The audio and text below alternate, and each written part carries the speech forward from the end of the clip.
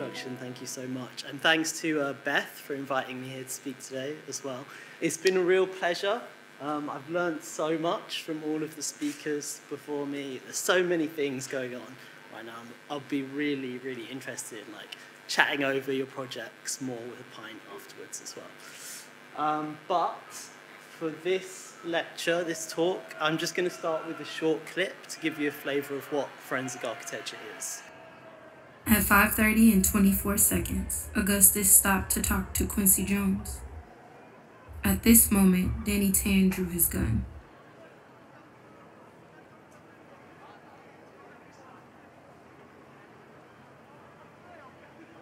At the same time, Quincy Jones had also drawn his gun. Despite this, no police officers turned their body-worn cameras to event mode. As the other officers approach, we see a sign that says no guns are allowed on the front door of the supermarket.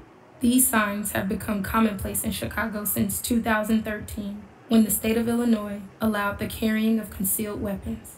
From that time, carrying a gun could no longer be treated as an offense in itself. At 5:30 and 34 seconds, Quincy Jones can be seen talking to Augustus. Augustus seems fully cooperative as he took out his wallet. At the same time, Megan Fleming swiftly approached Augustus from behind, her hand stretching forward as she attempted to grab his hand, missing it. In her statement, Fleming said she attempted to handcuff him.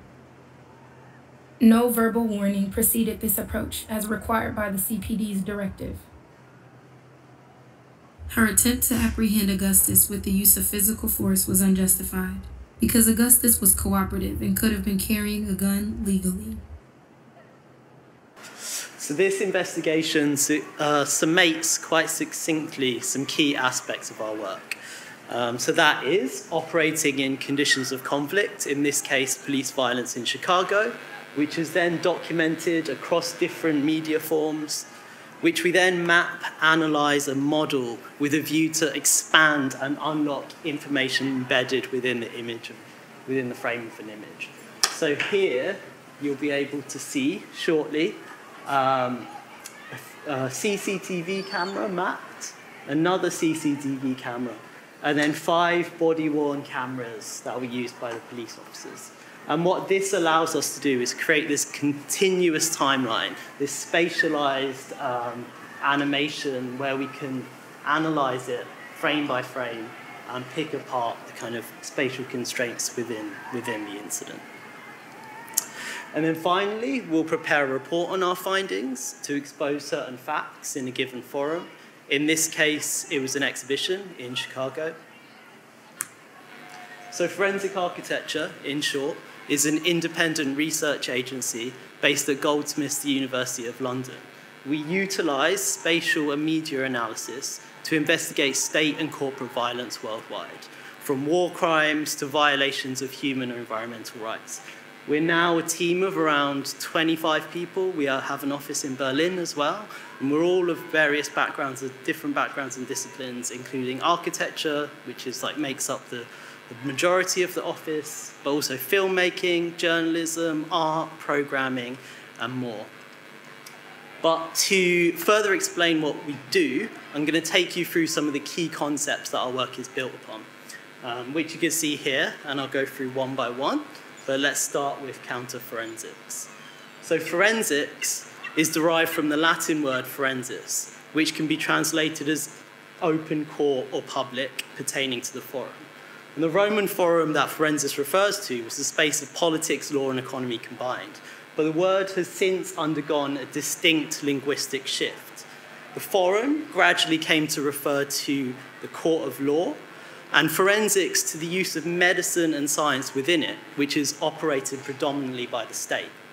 And this transformation really illustrates a loss of the critical dimension of the practice of forensics, specifically its potential as a political practice, as in the art of the forum. And FA as a project really returns to that term forensics in order to expand the practice of contemporary forensics through tools which were often developed and mobilized by the state, but since have become freely and publicly accessible. So in FA's founder's words, A.R. Wiseman, what we're doing here is inverting the forensic gaze. And that means we're taking an approach to investigation that's traditionally top-down and state-led and trying to produce a bottom-up civic approach to investigation. I don't really like this image, but I think it's useful to describe what I'm trying to talk about. But I think at the core of the FA project, there's also a conversation with what could be described as like a scientific or forensic term. It's just a sensibility to material investigation, which people have talked about earlier today, which is becoming increasingly evident in the fields of law and human environmental science, but also in popular culture. The state controls the technological means, and science stands as the embodiment of rational order, interwoven to confront and overpower irrational abnormalities. And what we do is we reappropriate those forensic techniques and methods in order to confront the crimes and violations of the embedded power structures of the present, be they states or corporations. So, for example, here, what we can see is traces of pesticides on a leaf, revealing a practice of Israeli ecocide at the Gaza Strip.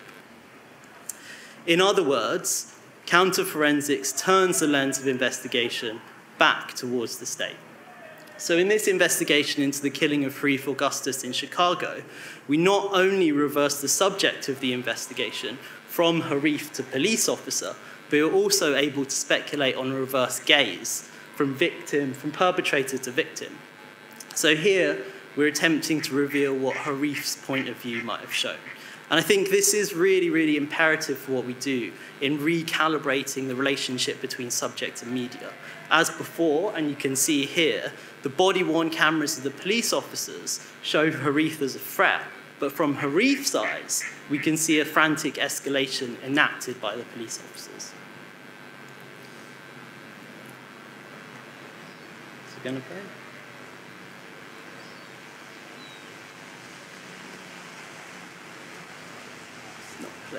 Okay, this one's not playing. Maybe we can try again. The body cameras make the incident visible from the perspective of the police officers. It is, however, important to experience... Sorry.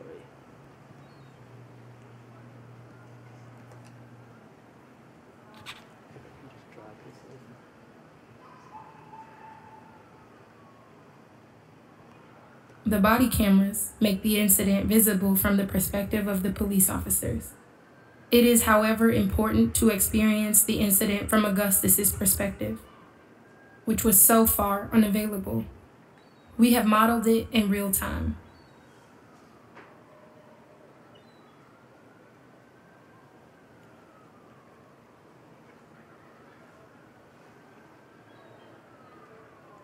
And then freezing on significant moments. When Megan Fleming first apprehends him.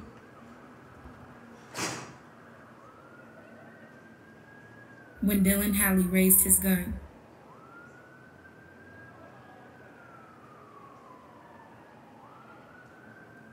And when Halley took the first shot.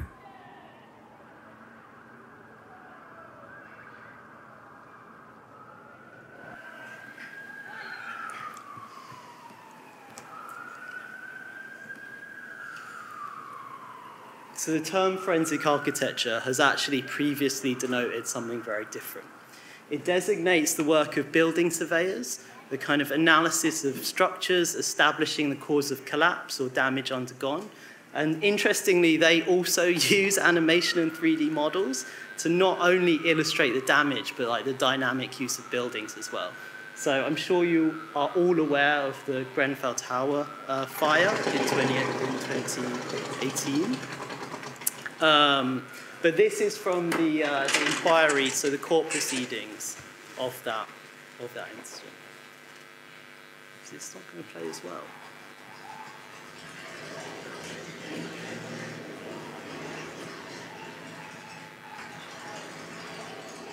And none of the videos are playing.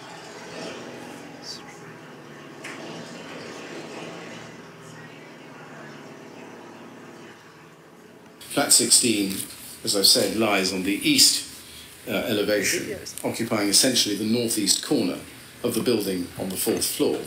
That is the plan view.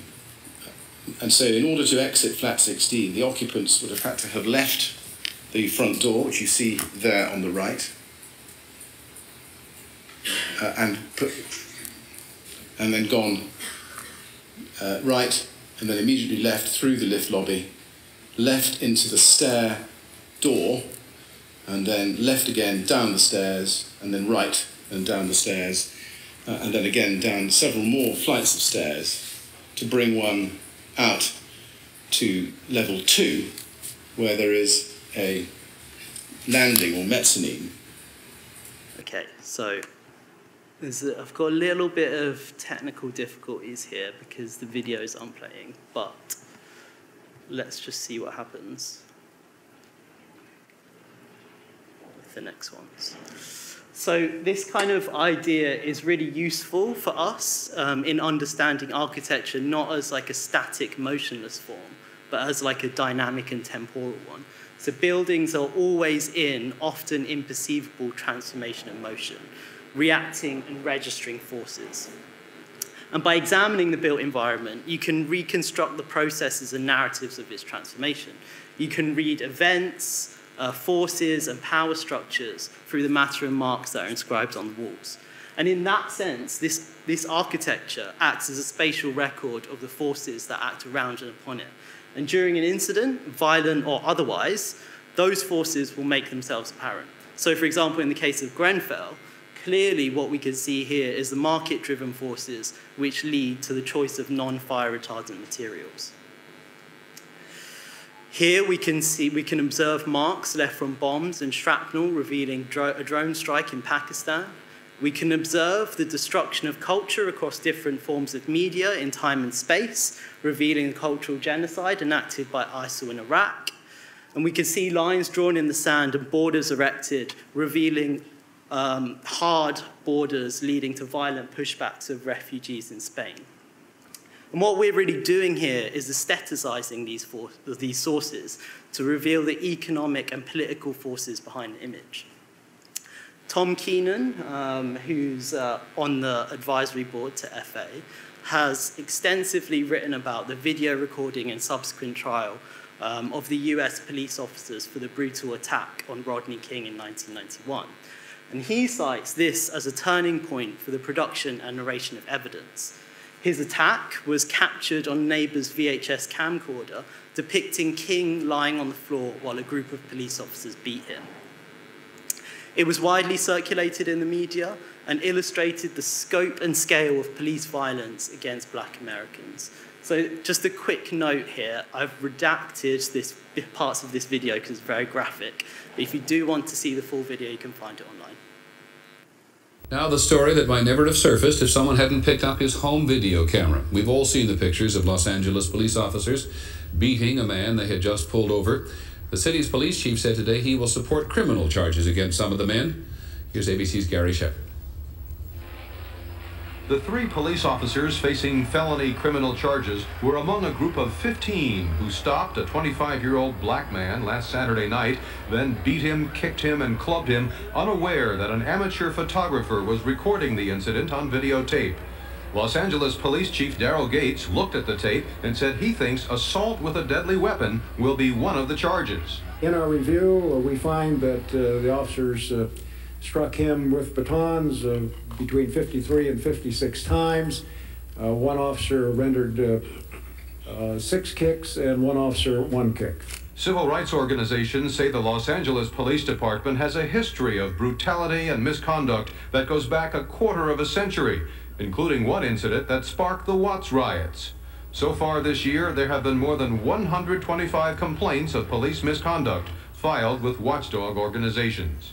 We no longer want to have to wake up each morning not knowing what fear to expect next. Today, we are not sure that the police is there to protect us.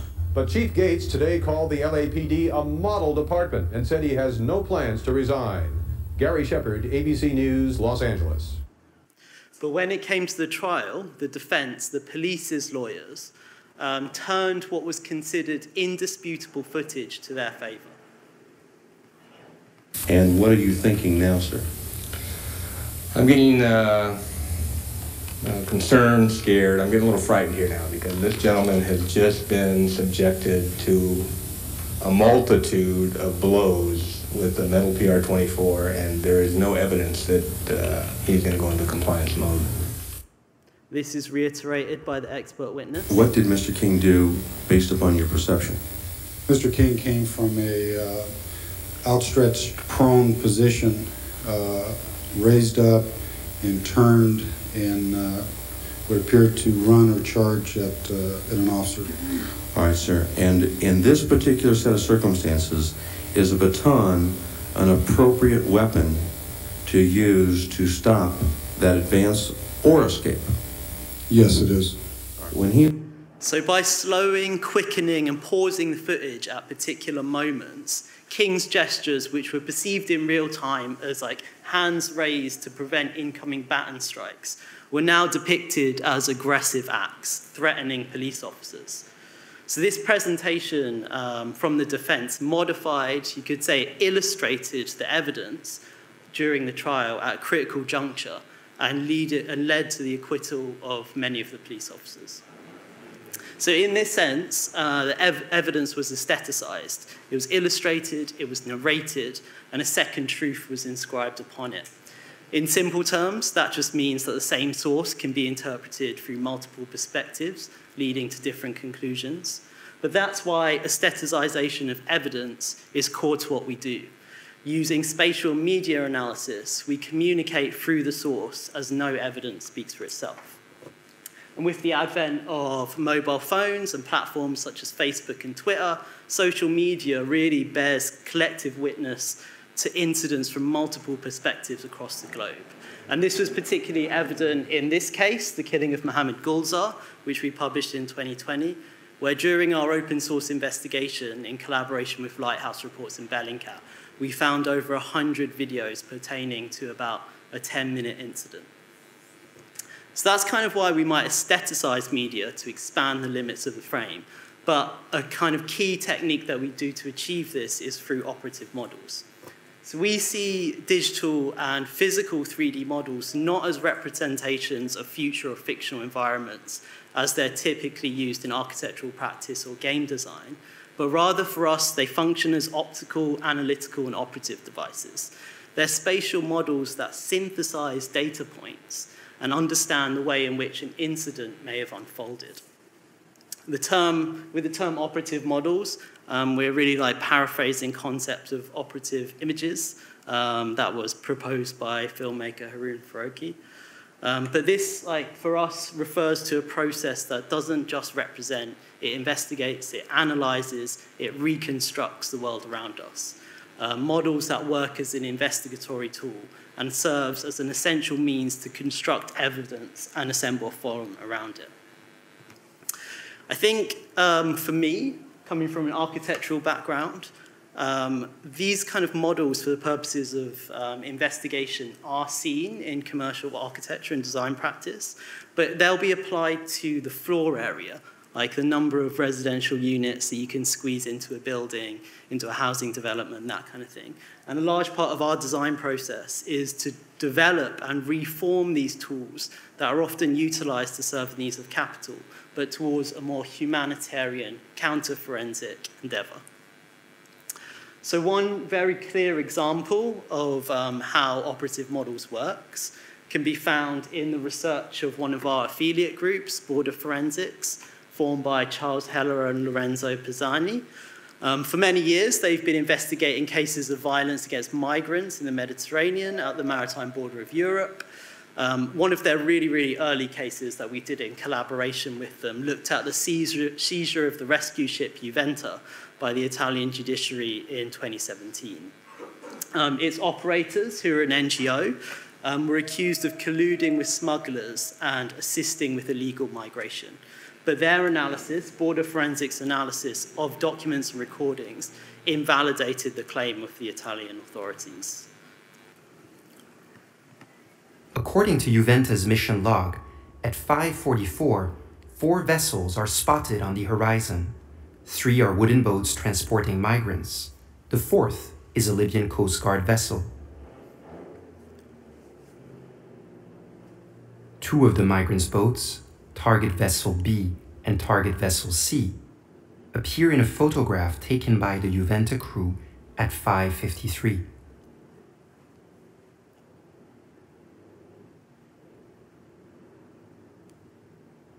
At approximately the same time, the Juventa deploys its rigid hull inflatable boat, or RIB, the Juventa Rescue.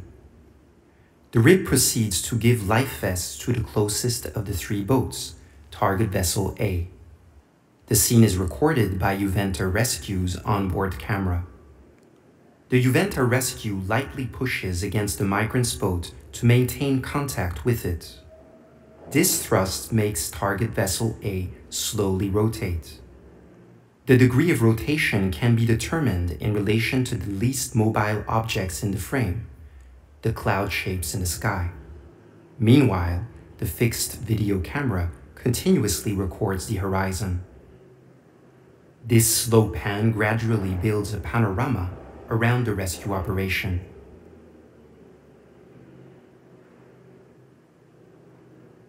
The panorama functions as a visual radar.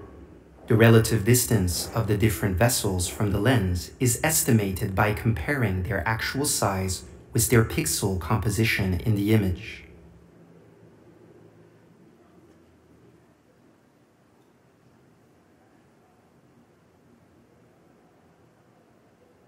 Using this technique, we determine the spatial layout of the scene and map the relation of the Juventa Rescue to the other boats visible on the horizon, target vessels B and C, the Juventa and the Vos Hestia.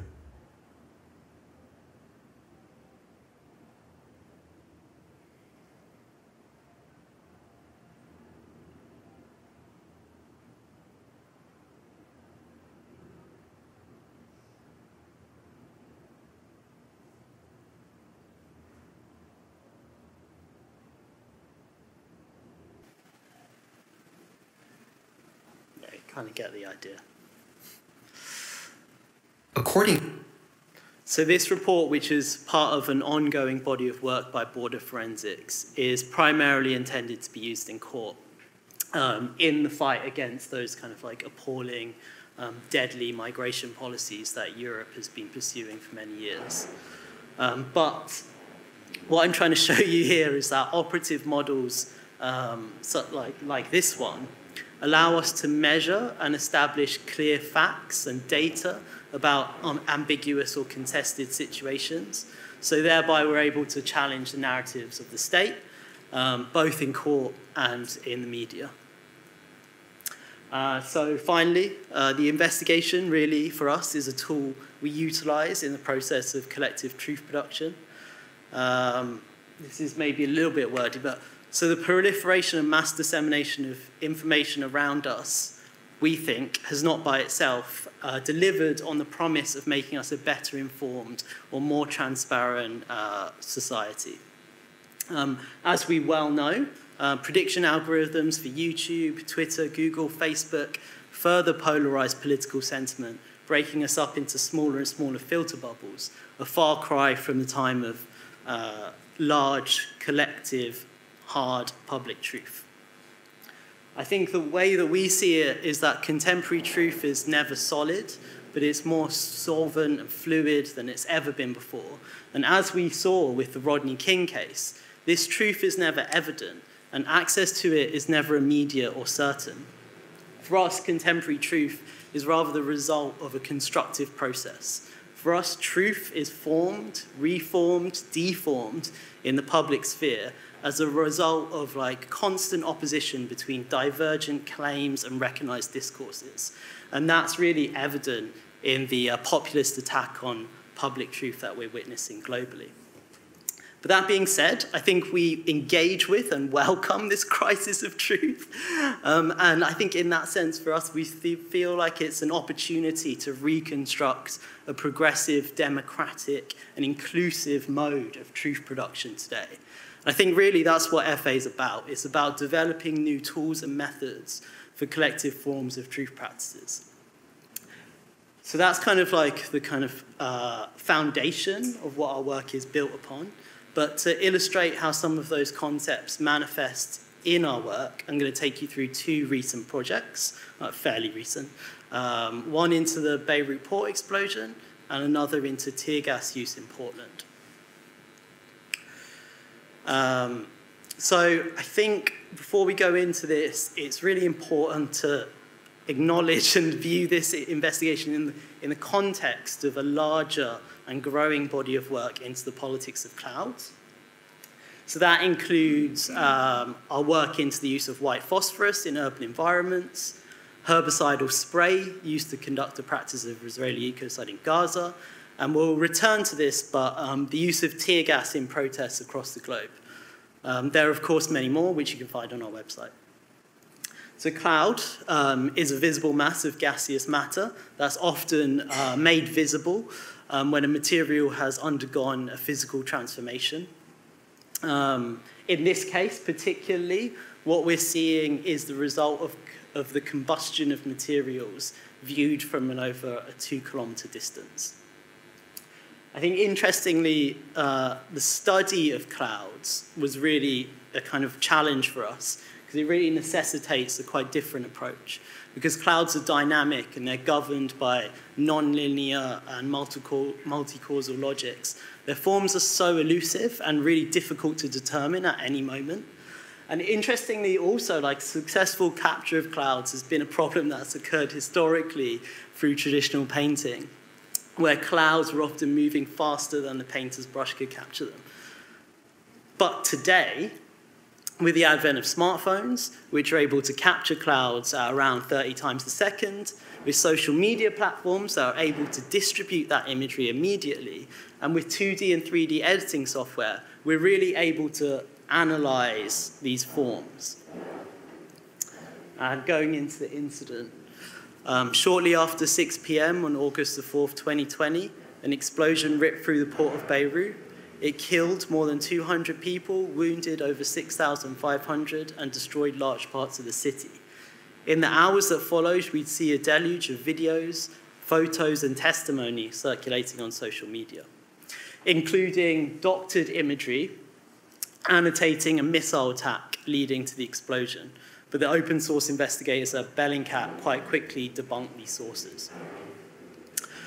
Lebanese and international authorities quickly came to the same conclusion, that the vast quantities of ammonium nitrate stored inside Warehouse 12 were detonated by a fire that was the consequence of shoddy work that had been carried out earlier that day by Syrian welders on site.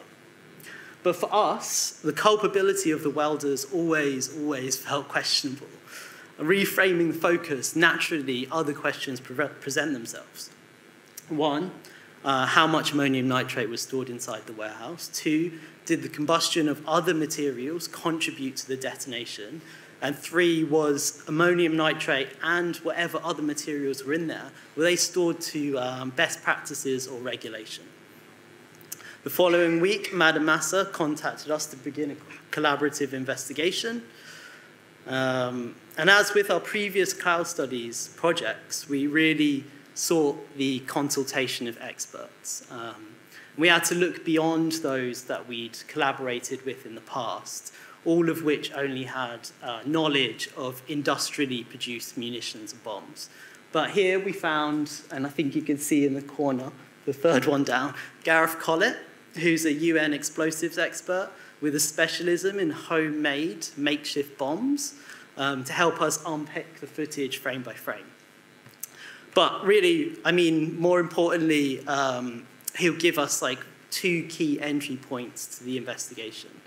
So the first one that he said was that the chemical composition of a material determines the color of the cloud it produces when burning, i.e. each different colored plume indicates the combustion of a different material. The second was that the spherical shape of the sphere in the center indicates a single point explosion, i.e. all of the ammonium nitrate was stored at the center of this sphere. He'd go on to produce a really detailed report for us outlining an estimation of the ammonium nitrate stored inside based on the blast radius and confirming those two to other points in numbers. But really, with that direction, we set out to determine the different cloud types, as well as the locations from which they originated, in order to start like piecing together the incident, the way, the kind of like timeline. We sought to chronolocate and geolocate, so place in space and place in time, each source to build up a temporal collage and discern these like different phases and transformations the plume underwent. So I spoke a little bit before about clouds being like difficult to determine because their shape is constantly changing. But in fact, that works really well for synchronization. So you can think of the plume almost as like a 3D clock, because in constant transformation in each frame. So it has a unique but discernible shape at each frame. And by cross-referencing each source, such as the kind of like the spherical explosion, the cloud as a clock, initial flashes of light from the blast, you're really able to like start to piece together what happened from this kind of like variety and like collage of different pieces of footage. And this is, I just wanted to show you quickly, like this is our sync file. And I'm sure a lot of you have used this software as well. This is just simply like Adobe After Effects. But it's really, really useful for unpicking footage like in copious detail, frame by frame. Also, yeah, so this could also be determined as an operative model. It's not a 3D spatial model, but instead it's a temporal operative model. And one of the key parts of this work into the Beirut port explosion was to kind of nurture this circular feedback loop and conversation with the community of investigators that were assembling around this incident, right? So there was a lot of different news outlets, other investigators, people that were directly affected, that were collecting, coalescing, like producing different materials on the blast.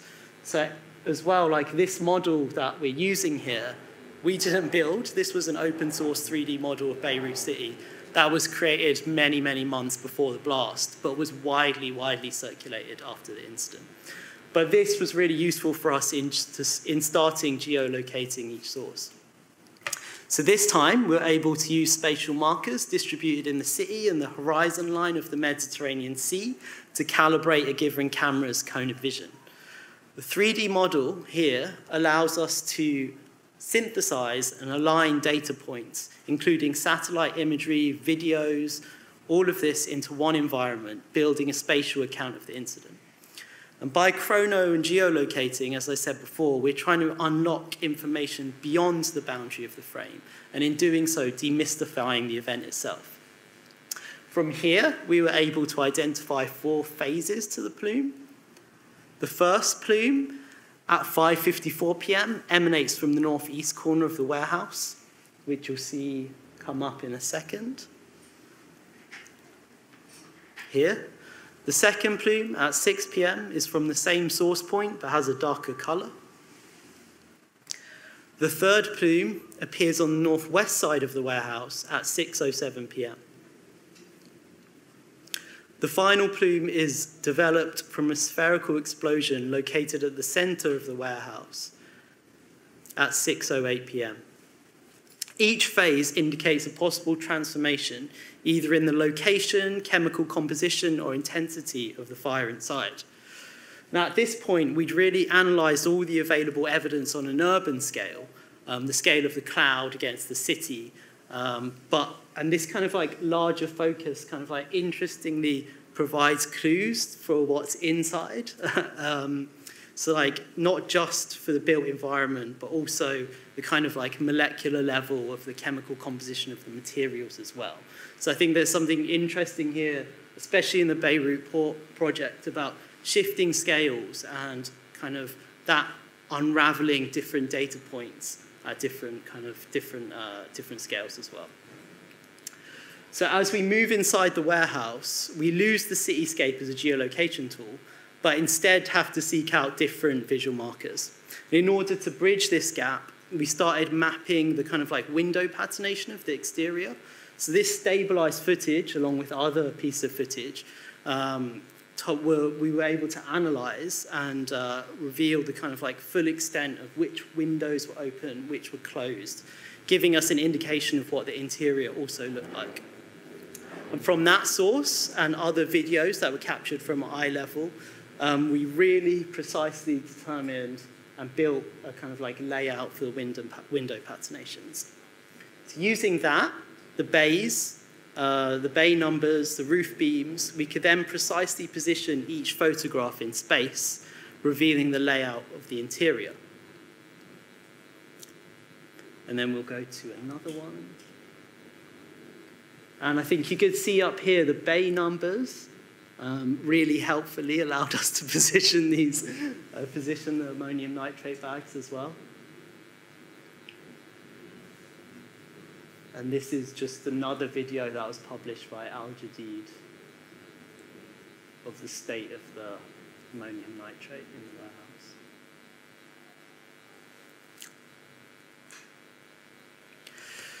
Together, these videos and images allowed us to map a total of 243 bags of ammonium nitrate in the space. And given the location and the source of the spherical plume here at Bay 8, the remaining 2,507 bags of ammonium nitrate should have been stored here, so the blue ones, occupying almost 2,000 meters squared of space. But given the haphazard way the visible bags were stored, the space the entire stockpile occupied was likely larger, which should come up soon.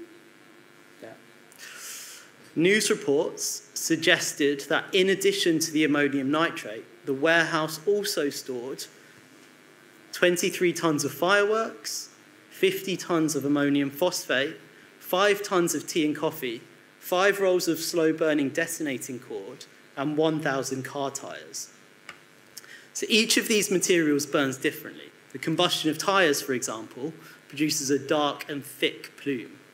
And according to the explosives expert, it could correspond to the dark plume we'd initially located on the northeast corner of the warehouse. So we placed them roughly there. The expert also told us that the white plume that appeared to the northwest of the warehouse corresponds to the ignition of fireworks. Therefore, we placed them roughly there. This layout of combustible explosive material in proximity to haphazard, carelessly stored ammonium nitrate already highlights the state negligence that led to the disaster.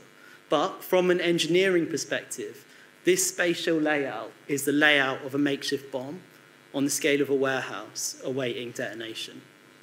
But to illustrate that even further, we sought to compare this layout to that of internationally recognized benchmarks.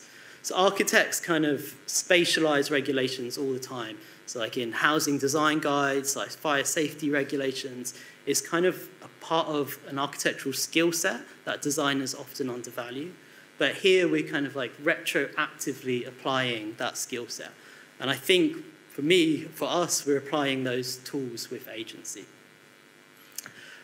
Internationally accepted benchmarks include British regulations. According to British standards, stacks of ammonium nitrate must be limited to 300 tons, and each stack must be 1 meter away from walls and other stacks, which you can see here. Australian standards, however, are more stringent. Bags must be arranged in 500-ton stacks, but should be stored 890 meters away from the closest residential buildings. Using their equation to calculate safe distances, we can determine that a 2,750-ton stack of ammonium nitrate should have been stored 1,570 meters away from the closest residential building. So you can see that here. And this is NASA's damage map, which illustrates the extent of the blast. The 2,750-ton stack of ammonium nitrate were unloaded to this hangar in October 2014. And as early as December of that year, various port and customs officials warned of the dangers of the storage. 9 subsequent warnings were issued. In February 2015, for example, a chemical forensics expert commissioned by the Lebanese courts to report on the state of the stored ammonium nitrate described that 70% of the stacks were torn open, their contents spilling out, and some of the crystals of ammonium nitrate darkened inside. So just like zooming out for a second, architectural theorist Paul Virilio speaks of the original accident. The idea that with the inception of new technologies, the accident or failure state of that given technology is also created. So for example, the simple one is like with the train. When the train is developed and made publicly accessible, the train crash and derail is also brought into life. And his reading of the accident really becomes really useful for us when conceptualizing the crash, or the incident as we describe it, not just as I was saying before, like a physical collision, but also a meeting point of all of the material and political forces which brought that incident into being. So with this case, I think, and we think, by defining like the interior layout of the materials inside the warehouse, we can reveal the danger that's inherently built into it, and therefore try and unravel these kind of like decades of sustained state negligence that led to the disaster. And for us, this project was important to try and shift that burden of responsibility away from the welders, away from the civilian, away from the workers, and back to the state through a form of bottom-up, counter-forensic, collective truth production.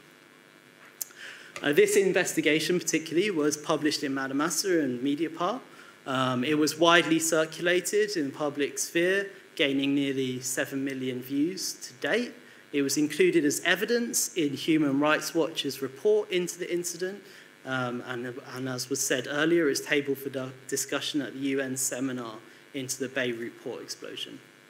We've continued to do work on the case and published 2 following investigations, one into the culpability of the welders and another into the destruction of the crime scene in the following years.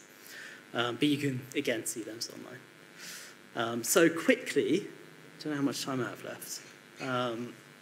Decent amount?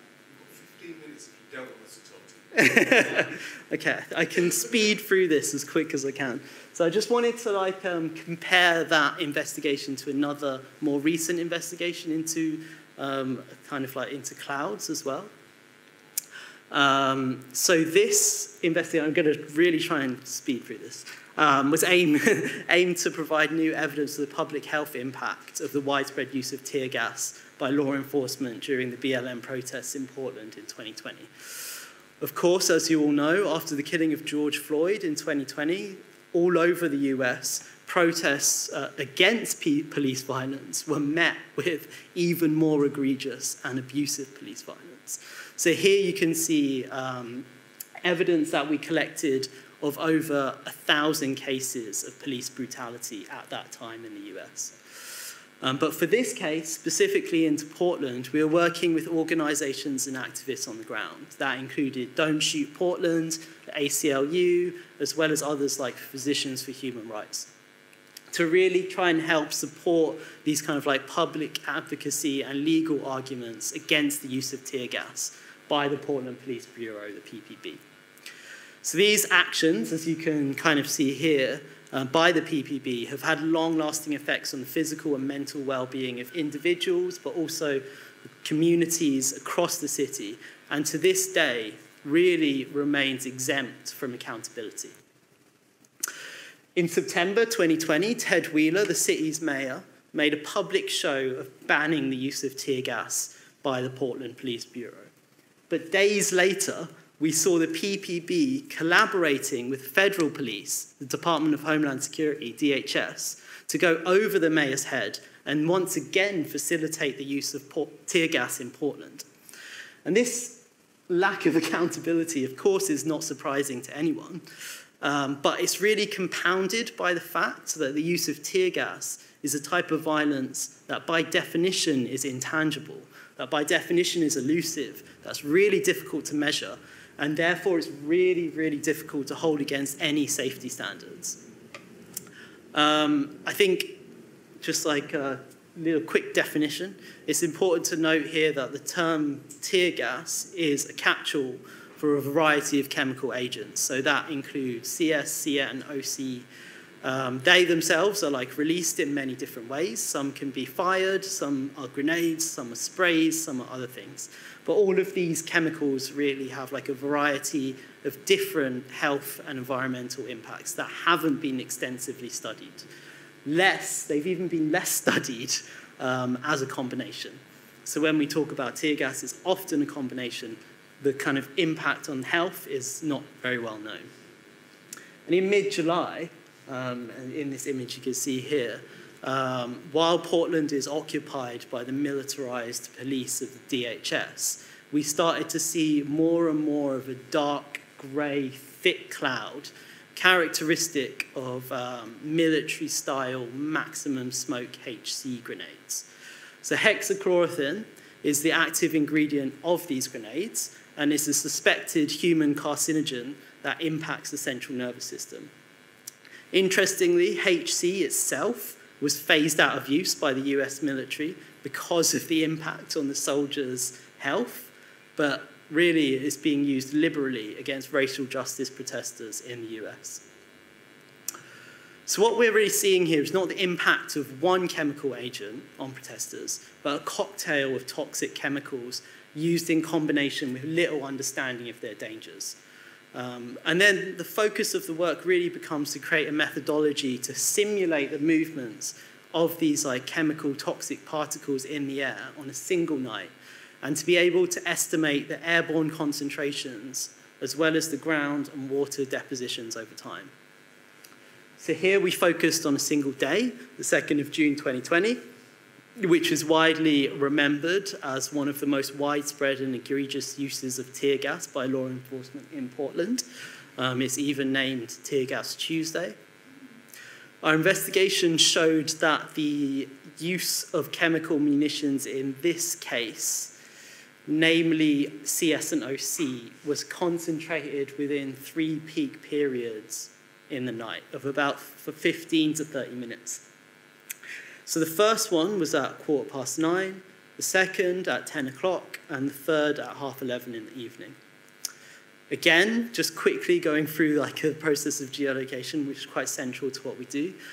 We collated hundreds of videos from various sources, including footage sent to us by activists on the ground, social media footage from Facebook and Twitter, live streams from various news groups, and importantly, really useful piece of footage, a helicopter live stream from a news group as well. So then we start to sync these pieces of footage together using audio and spatial visual clues, and geolocate the canisters themselves. I mean, this process particularly, geolocating the canisters in a spatialized model or even on Google Maps, is really, really, really difficult, because you're looking at a dynamic, constantly changing landscape, which includes canisters moving, flying across the ground, explosions, some of which are tear gas grenades, some are flashbangs, and also different colors of plumes, different ways that plumes are expanding as well. So for this investigation, it became really, really important to constrain the media analysis to a set of rules to determine each munition type. So I'm just going to go through one really quickly. What you can see here is a few stills. I really couldn't find the video. I wanted to show you the video, but it doesn't matter. But these are a few stills of a triple chaser grenade exploding into 3 separate canisters. So a triple chaser grenade has a very specific set of characteristics. It's fired from basically what is a grenade launcher. And once it hits the ground, then it triggers a process of exploding again, and explodes into 3 separate canisters, each of which release tear gas in different places. So it's really maximum area tear gas kind of grenade. But in this case, it was really, really difficult for us to locate each canister. So each third of the kind of like triple chaser. Instead, we located the initial kind of explosion point where it breaks into 3, and then used a simple script to randomize the location based on like a defined radius, which itself was based on the kind of like technical specifications of the munition. Unfortunately for us, the PPB didn't keep a record of what munitions they used on that night. They did, however, admit to using 8 different types of munitions containing CS or OC between June and September 2020. We gathered hundreds of documents, including photographs of munitions collected by activists, invoices obtained through public record requests, and technical data from manufacturers. And we cross-referenced them to create a database of munition types. So with the weapons experts Omega Research Foundation, we identified different discharge and explosion patterns in videos from June the 2nd. So these patterns really allowed us to assign each munition a type, rule out those which didn't carry any chemical agents, and estimate the maximum and minimum quantities of CS and OC in those munition types. Next, as is kind of like customary for an FA project, we placed those emission points into a 3D model of downtown Portland. And we geolocated at least 138 chemical munitions across an area of 18 blocks over the course of 3.5 hours. Around that area, we simulated the weather conditions in Portland on June the 2nd to determine precisely, or to speculate on precisely, how the CS particles might have moved. And really trying to reveal the extent of the tear gas spread and its concentration in the air. Our analysis, of course, focused on those 3 peak periods, which you can see on the timeline here. But in the second period of 13 minutes, between 10:04 and 10:17, the PPB fired 78 tear gas munitions at protesters across 12 blocks in Portland. Within this location, we sought to measure a block, a defined sample of 6 by 6 by 3 meters, and simulated the quantity of CS in it over time to determine the concentrations that protesters in the area could have been exposed to. Within that sample volume that I showed you, the concentrations of CS reached up to 67 milligrams per meter cubed.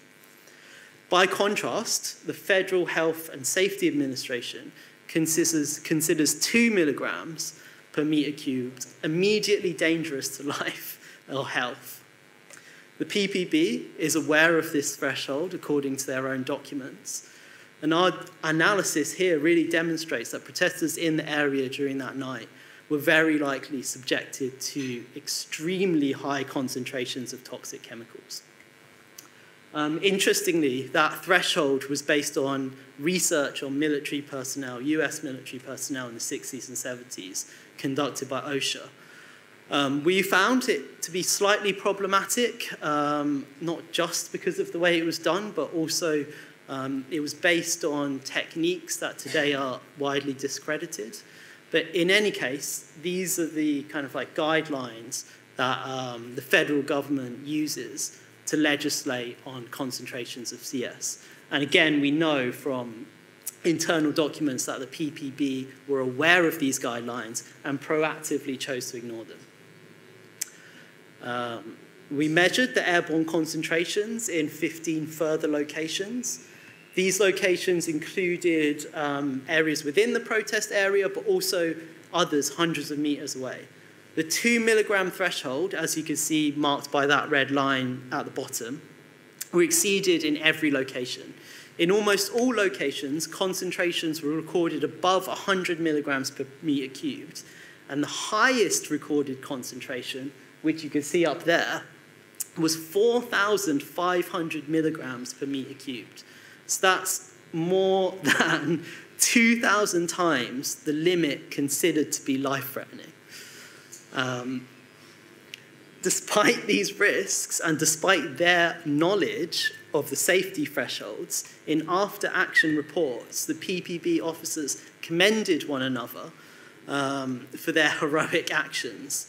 which I think for us kind of shows that these kind of like police oversight mechanisms, after action reports, reporting, not only fundamentally fail to prevent these dangers from happening, but actually they enable impunity to prevail. So what this investigation sought to do, and I'm rounding up here, I know it's been a long day, thank you for keeping with me through it, was like make the invisible visible and make measurable what was known to many of those protesters who were subject to that egregious tear gas use on June the 2nd. We wanted to show that people were exposed to extremely high concentrations of dangerous chemicals that are considered to be life-threatening, and they're also used in untested combinations. So, these investigations were kind of maybe more or less successful at activating legal and civil fora, demanding accountability. Hopefully, I've kind of like outlined some of the kind of investigatory and counter-forensic tools and methods and kind of like conceptual underpinnings, and then showed them through the project. But really, that's kind of like what FA is all about. It's about developing new tools and methods for collective forms of truth production and truth making today. Thank you.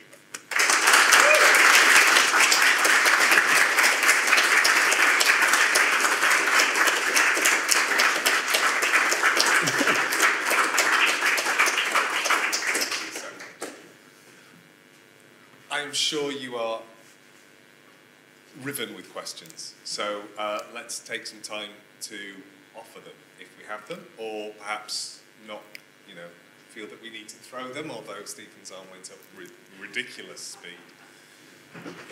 Hello, hello. Thank you. Thank you very much for that amazing presentation, and, a fan anyway of your work. And something that's always, I've had a question, it's so great to be able to ask you this. How do you balance out the aestheticization? And, we talked a lot around data use and data glitch and the aesthetics around data today. How do you, in terms of the public-facing and the usage in terms of quantifiable data that gets turned into aestheticized visuals, what's the balance there in terms of, and this is all really clumsy because I haven't overthought it, this kind of, you're not glamorizing this because it's not, it's horrifying what you're investigating, but the kind of aestheticization which become basically quite appealing. I really enjoy looking at the work of forensic architecture, as horrific as the topic is. So what's the, I don't know if you have a principle or there's a kind of, there's a reciprocal feedback way that you manage that. It's a great question. It's something that we talk about a lot at the office. I think it varies from person to person as well, and from project to project. But really, like what I presented today and what you see on the website often is kind of like, is the result of the process, of the investigation. And that's really the core of what we do, right? So these cases were mainly produced for media. So kind of like public advocacy, but done alongside like lawyer groups to try and push towards banning tear gas in the US, which is quite lofty ambitions. But because they were formed as like a media project, already there's an approach to aesthetics there that has to be clear, that has to be appealing and easy to read. Other projects, which unfortunately I can't talk about, which might be for legal, that necessitates a kind of like a different approach to investigation, but also presentation of that evidence. Precision is much more, has to be, it kind of needs to be precise in legal context. You can't really get away with it, and you'll be forced to prove how precise exactly the model is. So in that context, really the aesthetics are kind of like, they take a little bit of a backseat to potentially like a big kind of like expert witness report that will reference kind of like images. Mainly, those will just be screenshots straight out of the software. So yeah, I mean, it's an interesting conversation. I think it's a lot further reaching than maybe we can go into now, but maybe we can continue it after. But I would also say that something that I think is really interesting is a lot of the tools that we use are built for Hollywood, right? They're built to make things look right rather than be right. So we're kind of like battling against those tools to make them more precise and make them as precise as we can. So I think there's a real responsibility for like a kind of design investigator to produce work and present work that is presented as precise as you've actually made it. Because there is a kind of like, there's a tension there about embellishing. So for example, in the Harif Augustus project, which again was for media, it went to an art gallery, we modeled based on kind of like maybe about 10 different cameras, precisely kind of like positions of arms, of foots, frame by frame. So like triangulating all of these different body positions frame by frame. In the end, we ended up simulating the kind of like the movement of the T-shirt to kind of match more closely the images that you could see on screen. And of course, in that context, the movement that's kind of like jaggedy frame by frame is the more precise data point than the kind of like accurate looking simulated T-shirt, which is just there for representation. So there's this kind of like interesting kind of like tension between it. And I think the forum that you choose really dictates the kind of like level of aestheticization that you will use, or type of aestheticization that you use. Does that answer your question? Yeah, and then some. Thank you. I think we've probably got time for one more before we have to start to round up. Okay. Thank you. Cheers. Yeah, that was a really great presentation. That was amazing. I'd used the Beirut port explosion with some of my first-year students to kind of start discussing questions of kind of truth in digital media. But yeah, kind of my question for you was, could you speak a little bit more about the use of different fora, about the use of like legal fora and cultural fora as well? Because obviously, both of these are political domains, but in quite different ways, and the different ways in which FA approaches them. Yeah, thanks. That's a really great question.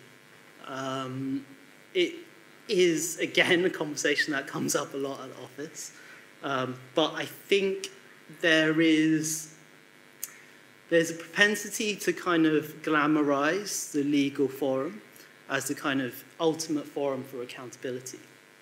And I kind of fell into that trap as well when I first joined.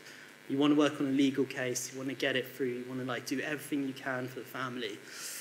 But I think a lot of the time, and I think it's also reflected in the kind of like frustrations that families and activists feel, like people that have been affected by police violence, that the legal space is often actually set up to kind of like ameliorate the kind of like frustrations and tensions of those affected communities. So I mean, you can see that already in Grenfell, right? It's 6 years on, there's not been a single criminal charge. The legal space there just kind of like rolls it over, massages it until it kind of like goes away a little bit more. And that frustration is also felt at the office. So, for example, you can't talk about certain things that you can't talk about certain things in a legal space that you can, for example, in an art gallery or in like a kind of like people's tribunal or something like that. For example, you can't talk about abolition of prisons or of police in general. And we're just getting there, but you can start to talk about banning things like tear gas, right? That's kind of like that's the high watermark of what you can talk about in like a legal forum. So I think, if I'm remembering your question correctly, I think each forum is like problematic in different ways. Like the gallery space presents its own problems. The kind of like media space is problematic on its own. It's not precise enough. They don't care about precision. The legal space, they care about precision, but it's really sometimes hard to create change in that space. So again, I think nothing's perfect. You kind of like, successful projects for me work on all of those different levels and try and talk to them all, like kind of like multi-pronged approach. But yeah. One more? I'll go on. Sorry. One more. Can I ask if you took a particular approach with us as an audience today? I did, but then after I watched all of your talks and projects, I kind of thought it was the wrong approach. But yeah, I mean, what do you want me to go into it? I'm just intrigued with how it's pitched in different spaces and where they're pitching. Well, pitching is not the right word, but presenting to us whether these guys would be more interested in an aesthetic approach or a. So, I mean, in a context like this, I'll always use that kind of like half an hour of the kind of theoretical foundation of the work. But I did choose to bring in 2 cloud studies projects. So maybe, I mean, I didn't do any like kind of like analysis between them, but maybe like you guys can do that. Rather than projects that have like produced a bit more action in kind of like illegal forums. And I think that was because like maybe it's like conceptually more interesting for you guys. But I don't know. It was kind of a very spur of the moment decision like last week. But that's it. Well, take this opportunity once again to say thank you.